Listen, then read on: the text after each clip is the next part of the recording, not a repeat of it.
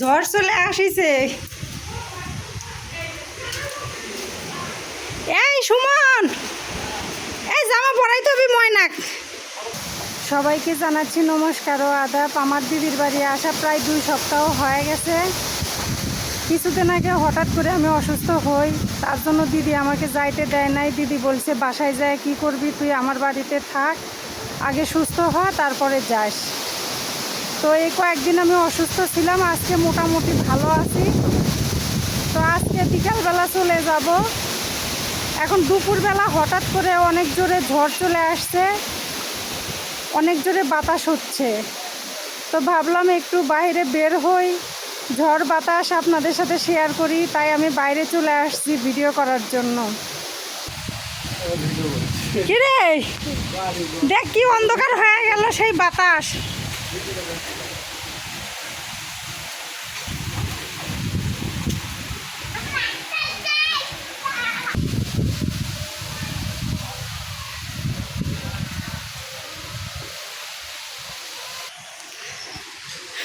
বাবা এদিক দিয়ে জঙ্গলে ভরে গেছে, ভাবলাম একটু পিছনে আসলাম।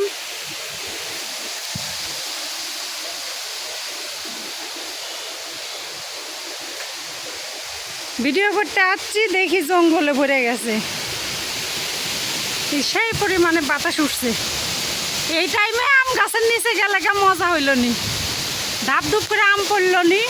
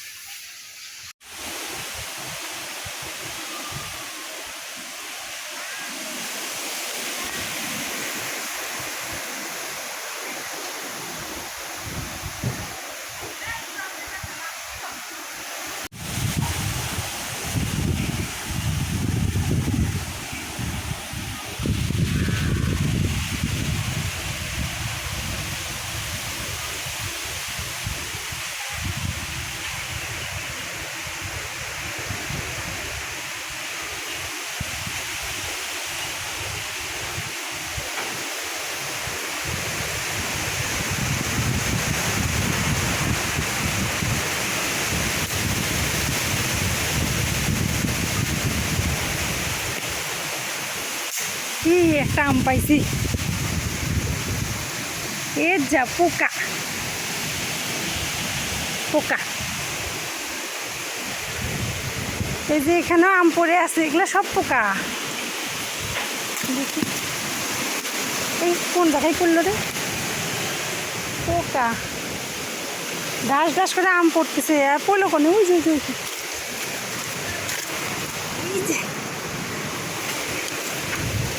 2টা আম পাইলাম। আয়সা তো ভালোই হইলো, 2টা আম পাইছি। ঝড়ের মধ্যে আম কুড়াইতে সেই মজা লাগে।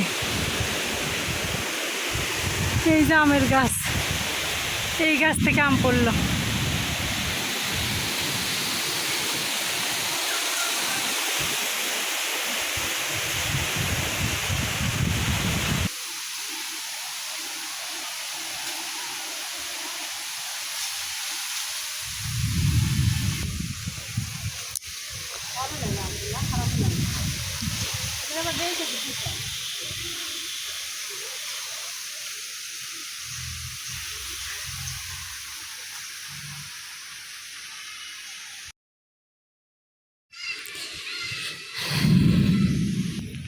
এই যে আম কুড়ায় নিয়ে আসলাম।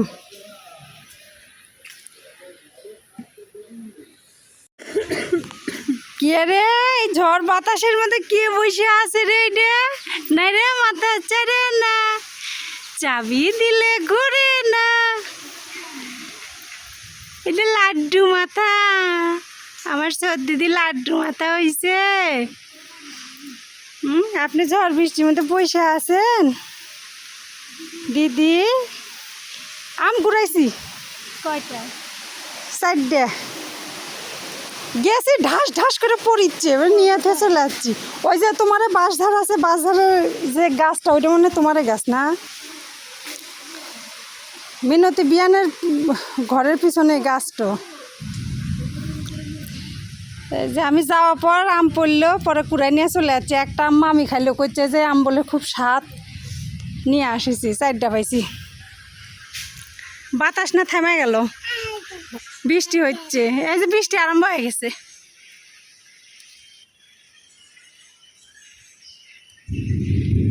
গুড়ি গুড়ি বৃষ্টি পড়ে। আর এই যে বৃষ্টির মধ্যে বসে আছে আমার হলো রাজশ্রী দিদি। তোমাকে খাওয়াচ্ছে। রাস্তার উপর একটু যাই। এই যে আমি রাস্তার উপর চলে আসলাম।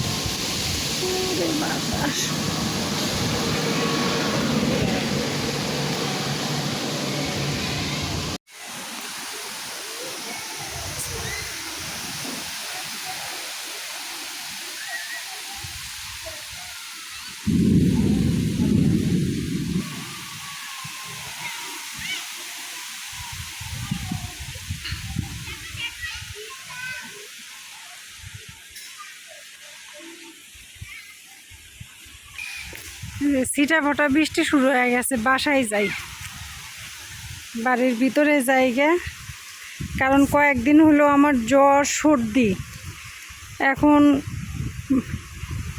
এর মধ্যে যদি বৃষ্টির জল মাথায় পড়ে, তাহলে আমার অসুখ আর ভালো হবে না। একটু ভালো হয়েছি, তাই আমি আজকে বাড়ির যাইতে চাচ্ছিলাম। আবার যদি জ্বর আসে, তাহলে আমার আর বাড়িতে যাওয়া হবে না। এমনিতে আমার দিদি আমাকে যাইতে দিচ্ছে না, বলতেছে যায় কি করবি তুই থাক। আর বাসায় একা একা থাকলে একটু অসুবিধাই হইতো। অসুস্থ শরীরে আমাকে কে দেখবে?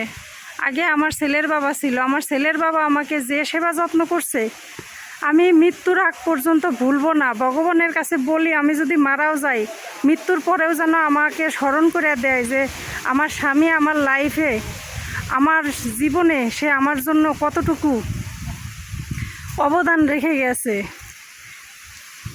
সে আমার খুব যত্ন করছে। অসুখ হইলে সে ভাত রান্না করছে, তারপরে আমাকে খাইতে দিছে। আমার জন্য অনেক কিছু করছে, আমার অনেক সেবা যত্ন করছে সে। আমার স্বামী থাকতে আমার একটা কুটাটাও নাড়া লাগে নাই। যদি শরীর খারাপ হয়েছে আমি একটা কুটা ভেঙে দুইটা করি নাই, কোনো কাজ করি নাই, আমার স্বামী সব করছে। তো বৃষ্টি তো চলেই আসলো, মাথায় জল পড়তেছে। দিদির বাড়ির ভিতরে যাই, আর আমি তো সন্ধ্যার দিকে চলে যাব বাসায়।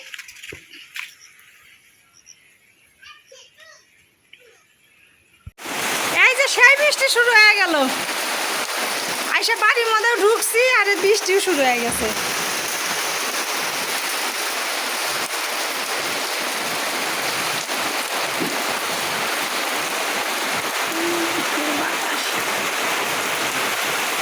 সেই অন্ধকার হয়ে গেছে, মেঘ।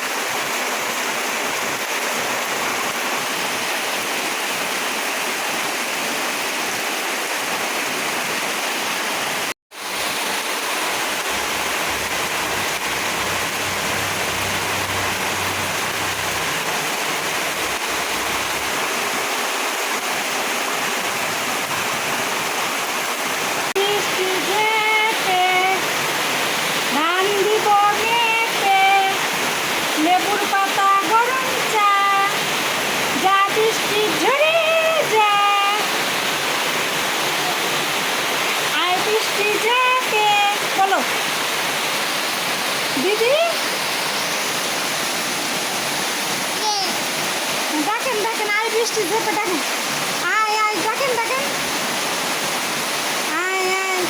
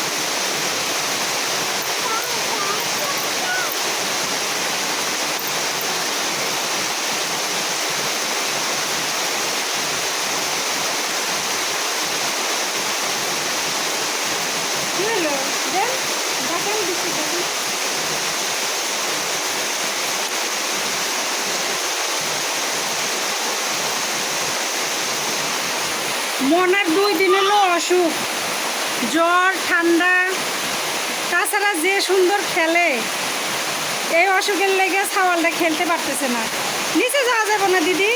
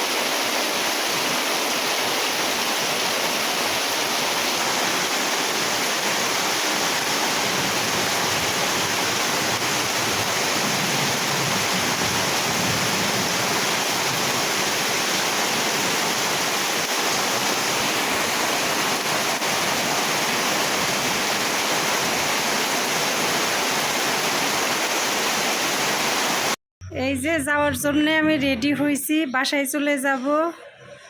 তো যাওয়ার আগে দুধ নিব, তাই দুধ আনার জন্য রাস্তার মধ্যে বসে আছি। তো অনেকক্ষণ হলে বসছি, এখনও দুধ আলা আসে নাই। তো আমি তো নাটোর থেকে দুধ কিনি না, দুধ কিনি হলো দিদির বাড়ির এখান থেকে। এখানে যে লোক দুধ দেয় দেশি গরুর দুধ, আর দুধটা ভালো জন্যে আমি দিদির বাড়ির এখান থেকে দুধ নিয়ে যাই। কি তো দুধওয়ালা আসলেই আমি চলে যাব। তো যাই হোক, আজকের ভিডিওটা কেমন ছিল অবশ্যই কমেন্ট করে জানাবেন। সবাই আমার পাশে থাকবেন। সবাইকে ধন্যবাদ।